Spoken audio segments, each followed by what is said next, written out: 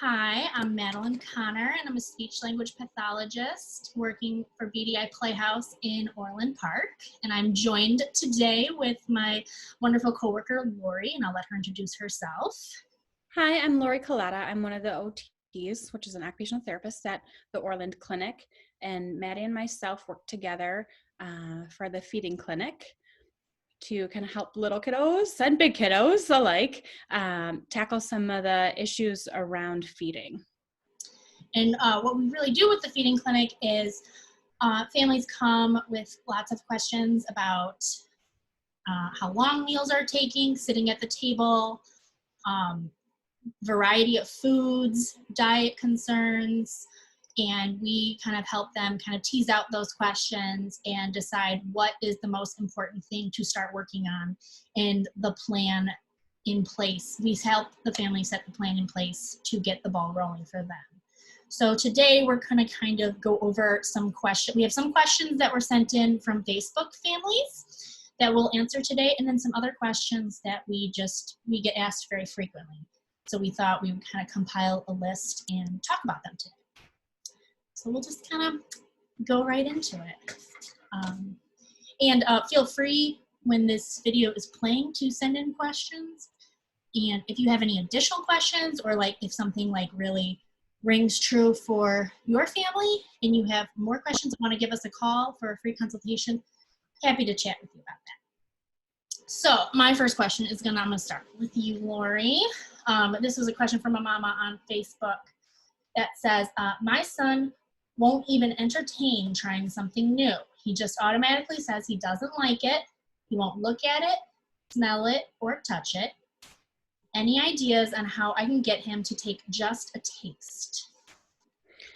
We get these questions a lot, and kind of what I would recommend is building up that exposure, but in a little bit of a different way. So let's take it away from the table, and you can kind of help him or have him help you rather take in the groceries, take them out of the bag so he's touching them, seeing them, but there's absolutely no expectation for him to be eating it or preparing it. We're just going to put this away. So it's almost like he can touch it, smell it, see it, but not necessarily associate it with being a food item because it's not placed on that table. And then if he's showing that's totally okay, I'd progress to, okay, let's take it out. Let's put it on the counter. Let's kind of help with preparing. So again, it's not, you have to be eating this, but let's see what it looks like when we blend it up. Let's see it after it gets cooked and kind of changing textures. There's so much that goes into eating from a sensory perspective that we really want to be looking at where is the breakdown. So just kind of trying to very slowly tease out what is the most problematic. Is it the touch? Is it the taste? And then kind of being able to tolerate multiple sensory experiences before it goes to, let's put it in your mouth, because that's a lot more anxiety producing, as this mama has kind of told us. And that's very typical for kids, because anytime things are going into your mouth, it's very personal. So the more we can kind of keep it out and in front of him, just to kind of desensitize foods, that would be where I would kind of start with for him. I would definitely agree with you, Lori. I'm just going to bounce off of you. Exposure. I can't say that enough. And exploring that food, like Lori said, of, hey, we're going to put it away. Maybe we can wash it to get it ready. Maybe there's like a safe tool they can use. Like they can help peel it if they're old enough, or maybe if you have like one of those veggie noodle spiralizer things, those are kind of fun to use. They can help do that and see how it changes. In that way, they can just be, it's like Lori said, in their environment more. They're touching it, getting some of those great smells, getting all of those great visual smell, olfactory, sensory things that are going on, that's going to help them be more comfortable with the idea of, oh, eventually it will go into my mouth. And it really takes, there's so many steps, like Lori said, before it goes into your mouth. And it can take sometimes up to like 15 or 20 different times of exposure of a food before a child will consider trying it.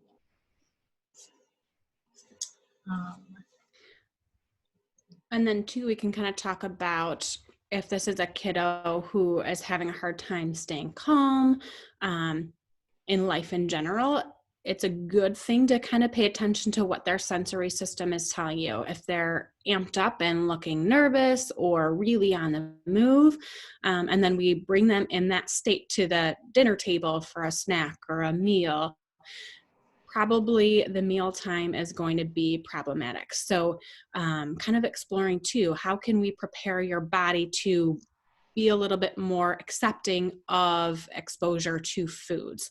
So what can I do to help you calm down and be prepared and feel less nervous about a mealtime or a snack or just looking, touching, smelling foods in general?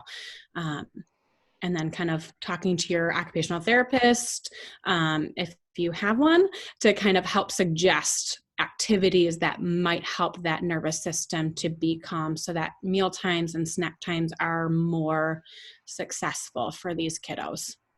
And one idea I do like to use with some kids sometimes when they won't even touch a food, I like to play hide and seek with foods and bowls and find fun bowls, and I'll either play like a hide and seek game, like guess which bowl the food is under, or guess which food is under this bowl, and maybe I might describe the food, so then it kind of like gets into an area of, oh, we're talking about what the food looks like and how it feels. This just like words are another way that we're going to expose them to that new food.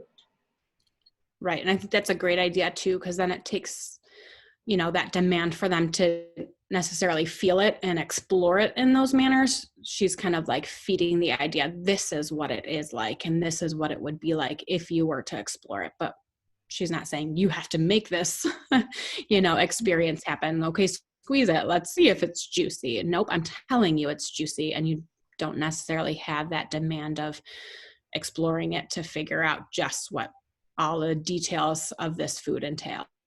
And like a lot of times, I mean, I'll do a lot of these things with kids and give these suggestions, and I won't even have to say taste it or lick it or kiss it.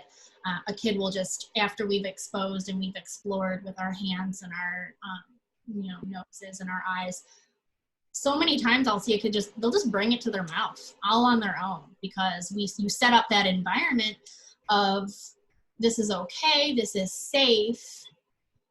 This is a safe place. I'm not going to make you do anything with this food. Mm-hmm. All right. So we have another question here, and it says, there are things my daughter used to eat that now she runs screaming if she sees them. How do I tell what is sensory related dislike and what is her being stubborn? She seems to have an aversion to anything that isn't her favorite. Got it. So again, I'm going to say expose and explore those foods. Take the pressure off that you have to eat it. It's just going to be there, and putting it into like a separate bowl or a separate plate, maybe a little bit further away from her plate, and just let her know, oh, it's not to eat, but it's going to be there, and we're just going to look at it, is great. And kind of trying to not use words like, oh, you love this food and you don't love, or you don't like this food. Because when we use those words, the kid really hears that and really internalizes that, like, oh, I really don't like it. Or I can't eat it because someone told me that I don't like it. And changing up our words of like, you're just not used to it, or you're still exploring this food. And in times when they do try it, giving them things like, wow, like for instance, you tried the broccoli, and then like kind of redirecting it to like, oh, a broccoli looks like a tree. You tried the broccoli. A broccoli is like a tree. Instead of saying like, oh, you really like that. Because then we get into a habit of like, the next time we try that broccoli, they maybe don't want to try it, or they don't want to eat it. And you said, oh, well, you liked it. You tried it yesterday. So like, try to stay in the present and kind of using like, what I call like almost like positive neutral language of like, you're trying it and you're getting used to it. And that's really great. Also talking about like how the food makes you feel when you eat it, and talking about how it changes. Like when you prepare it, when you cut it, when you take a bite and start chewing it. Fruit changes very quickly when we take a bite and chew it in our mouths, and so do vegetables. So that can be kind of scary. So I think if we take some of the scariness off by talking it through, kids feel more comfortable to accept or tolerate those foods in their environment. And when I say tolerate, I don't mean that they're gonna eat every single food. We want them during feeding therapy to be open to exploring them, and eventually working towards that. Oh, we're gonna taste it or lick it or take a bite of it. I'll also get a question like this of, why does my child only like crunchy foods? Or why does my child only like foods of a certain color?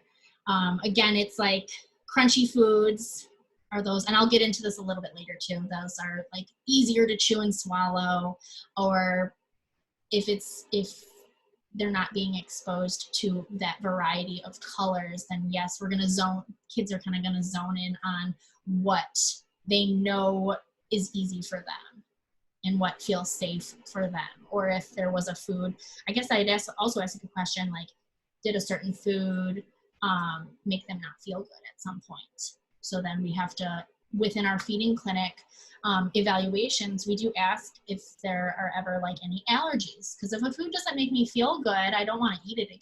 Or if it makes my stomach hurt, I don't want to eat it again. So it's important to kind of look into why certain foods are favorites and why certain foods are not, because there's a lot of factors in that. I'm gonna move on to another question. So this one's for you, Lori. This is one we get asked a lot, and it gets brought up a lot during our feeding clinic evaluations. Why doesn't my kid sit at the table? For this one, there are so many answers. So this is why it's great to take each kid individually to kind of pinpoint what is preventing them from sitting at the table. So one of those reasons is core strength. We don't necessarily think about it, but it takes a lot of work to sit at the table. And for a number of these kiddos that are getting a little bit bigger and out of high chairs, a lot of the times support can be drastically reduced. So it takes even more, because basically they're sitting there without support under their feet sometimes, so they don't have a stable ground, because now we were in a big chair that mom and dad sit in and my feet can't touch the ground. So then they're really wiggly because nothing is helping them stay upright under their feet, and we need to provide them with that, so it's a little bit less of a demand. I'm just gonna plug my love of you OTs, because I love that we get to do these evals together, because so many times when I would do evals before we did these together, I'd be like pulling in an OT to come and check a kiddo's positioning, just because it can also impact our ability to chew and swallow comfortably and keeping all those muscles upright. So sorry to. Yeah, no, that's great. And then we can think about back support too. I know like there's transitional seats that you can just stick a little chair on top of like your normal dining room chair. And a lot of times that provides a gap between the back of the chair and the child. So again, you might see them either leaning forward, resting their elbows on the tabletop, or like falling back into the chair so they're leaned all the way back, because again, they don't have anything to help support them behind them. So we babies, you might see like in the high chair, because high chairs are not, I just don't feel like they're at all created equal. And sometimes I'll see babies trying to push against like their feet against the high chair table to stabilize, because they don't have anything below, because there's a lot of high chairs don't have great foot support. So you'll see them doing that to try to stabilize their bodies, or they'll be like falling off in the chair. Yes, yes. So there's lots of modifications that we can help provide depending on where a kiddo might need support if that's one of their issues. Another reason why kids don't sit at the table is attention. So I know we kind of talked about, is there a sensory reason why you're having a hard time sitting at the table? Then we can kind of work on what I call preloading that nervous system. Let's give your body what it needs so that it can be attentive. And then kind of environmental considerations as well. Is there TV on? Is there lots of music or noise or dogs barking? Or the smells of just cooking in general? Like, where is this distractibility coming from? And can we pull some of these distractors out from the environment to determine what we need to regain this child's attention to have a good mealtime? Can you go into some of those activities you mentioned about prior to starting the meal, like something like, can you give a couple examples of what you might recommend for a family? Yeah, so sometimes it's animal walks, whether it's acting like a bear, jumping like a kangaroo or a frog. It can kind of really awaken their nervous system. Or like sometimes for other kiddos, it can be, getting those hormones and chemicals released from the brain because you're doing that physical activity to then help calm as well. Sometimes rocking in a rocking chair just to kind of really calm them down can also be helpful. Listening to music can be a good or a bad thing depending on the kiddo.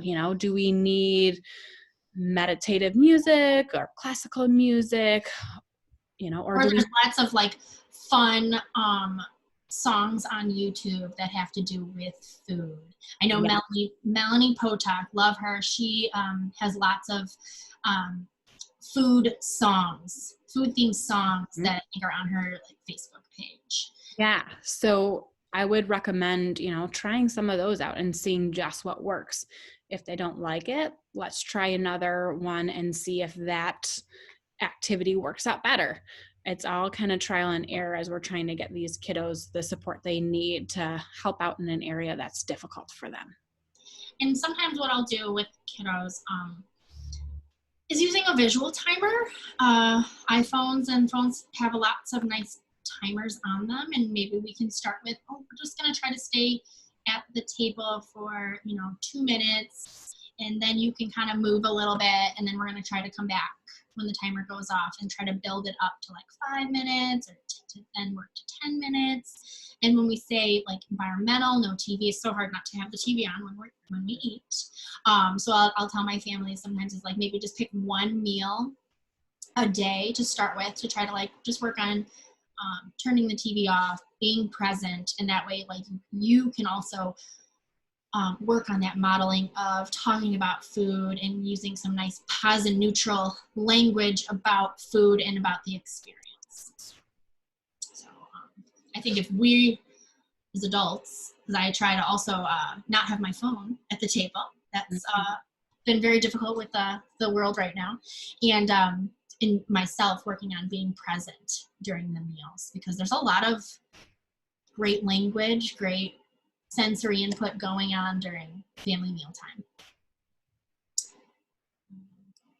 All right. And one of our next questions, we hear a ton, pretty much at every single evaluation that we do during the feeding clinic evals, is why won't my child eat fruits and vegetables? Yes. And I mentioned it earlier that, snack type of foods, crackers, goldfish, chips, they were designed for ease. They don't take a lot of oral motor skill to put them in your mouth. I mean, you could almost like put some of these things in your mouth and let it moisten, and it would be just as easy to swallow. It doesn't take a whole lot of chewing to get it down easily. Fruits and vegetables. not only have sensory aspects, but they take a little bit more skill. And not all fruits and vegetables are created equal. Some are very hard and crunchy, and some are soft and squishy, and they change from something that looks solid to a liquid as you bite and chew them. So it takes a lot of oral motor skill to, take a bite off, use your tongue to move it to your molars, chew it up, and then use your tongue to bring it back so that you can swallow it safely. And the textures of it when we cook, like talking about the textures when we cook them as well as when we chew them, like that change can be very overwhelming for a kid. I've had some foods myself where I'm just like, ooh, I don't know how much I like that. So then I have to change my words. Ooh, I need to get used to that fruit. And it's just important to talk about that change and exploring. We want to help explore why they don't like fruits and vegetables. Is it a visual thing? Because a strawberry, it's got these little seeds on it, and it can be presented in different ways. It can be presented whole. It can be presented sliced up. It can be presented in like a jam. So we want to help explore where the breakdown is happening for some of these foods, and whether it be oral, motor, sensory, or a combination of both, and how we can kind of like attack that during feeding therapy. All right, and another question, this one's for Maddie. My baby is 9.5 months old, and we struggle to get him to eat enough at every single meal. He ends up holding food in his mouth and not swallowing it, or chokes on it and even throws up. However, this doesn't happen with all foods. He's able to take big bites of strawberries and chew them and swallow it without ever having an issue. He acts like he can't swallow some foods, even if they are definitely small enough and moist enough to swallow, but he is perfectly fine with others. And then she kind of goes on to say, is it too young to start with picky eating, or is it just an issue with his swallowing and aversion?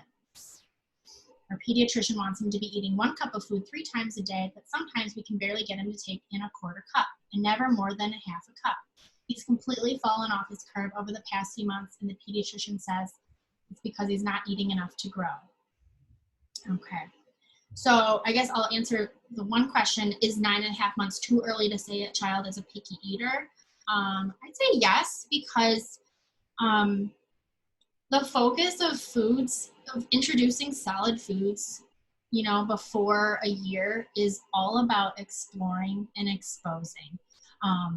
It's not about nutrition until we hit that year. The babies get most of their nutrition from either breast milk or formula at this time, and then everything else is just, we want to explore it and get them used to it and help them. Babies they don't come with the oral motor skill to chew more solid foods, like table type foods, right away. We have to teach it. So I guess I'd have some more questions for this mama about what's going on, and like what types of other foods, and I'd like to see. So these would be some other questions I might ask during a feeding eval. I'd like to see how the baby chews the food, how the food's being presented. I can give some recommendations though, and I would say, like, practicing some of those like biting and developing those chewing skills. I like to use what we call hard munchables. So they're nice like stick type foods that are mainly for biting, building jaw strength, helping the tongue move side to side, and then also exploring. So you can use things like a frozen waffle, a frozen like piece of fruit, like lots of melons are on sale right now. And so you can take a slice of that and freeze it, and that's a great thing, especially for those teething babies too. Or I take like carrot sticks, pretzel rods, veggie sticks are another great one. They're all gonna like kind of build that jaw strength, help that jaw moving up and down for chewing. And also if you're doing it on both sides, it's gonna help that tongue move back and forth. That kind of helps what I talked about earlier of like when we chew, our tongue really moves the food from our molars back so that we can swallow I'd also, I'd ask this mama, is the child engaged in the meal and willing to explore foods with you? If so, just keep encouraging that.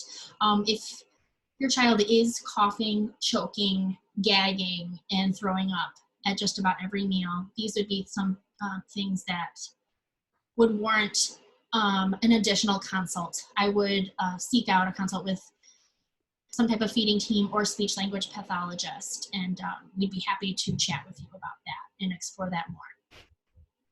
And this is another one that I know Miss Maddie always answers.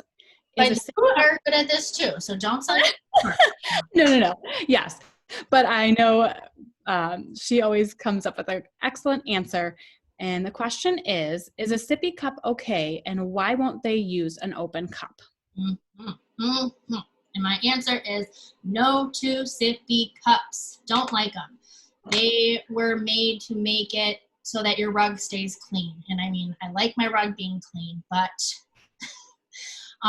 they really don't support development of proper oral motor skills. They really kind of, they keep kids at like this like sucking pattern, kind of like on a bottle. And we want to help develop those muscles for eating and drinking and speaking. So some other cups, I like these take and toss cups. They come with these nice straws. I think they were a little bit longer, and I actually cut my straws a little bit shorter because I like a nice hard straw. I like it not to be more than maybe half an inch, 3/4 of an inch long, because then kids really have to get their lips around it. I think Miss Jess also talked about this during her speech and feeding talk, but I love these ones from the dollar store. Again, have a nice hard straw. Don't spill. You can put these in your diaper bag. They're amazing. Also love these little mini red cups. I like them because I like something that has like a hard spout that will kind of help develop that lower lip to hold the cup. You'll see kids bite on the cup a lot, and that's because they just don't have the jaw strength just yet. But if they are starting to use their lower lip to take a sip, you can just give a little jaw support, a little chin support right here with your hand, and that'll help them feel a little bit more comfortable to practice. And just give them a little bit to try in this little tiny cup. I like these. You can get these at the dollar store too. I like these a little bit better than like Dixie cups because they don't collapse, and then kids will want to bite on them. And then from an OT perspective too, sometimes kids aren't going for the open cup because there's that surprise factor of when the liquid is going to be touching their lip, their mouth. And for a number of our kids too, it's not being able to grade how much force and the speed that they're using to tip the cup. So a lot of times, especially with toddlers that are learning that open cup, they're quick to just tip it all the way. And so then, of course, everything is all over them, and then they get that aversive response.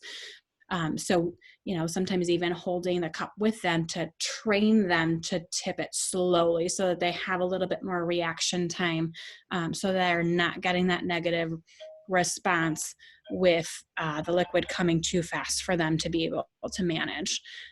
And also using, if you're doing it with them, using a glass cup is nice because it has that nice weight that's going to help with a little bit of that grading that Miss Lori talked about for bringing it to their mouths and pouring it. And taking small sips, small amounts, letting them really practice it out. What's the next one? I can answer. Okay, yeah. Another question that came through was, why does my child push food out of their mouth with their tongue? Or why does my child stick their fingers in the mouth when chewing food? We'll see babies push food out of their mouths, especially when they're first trying those purees on a spoon.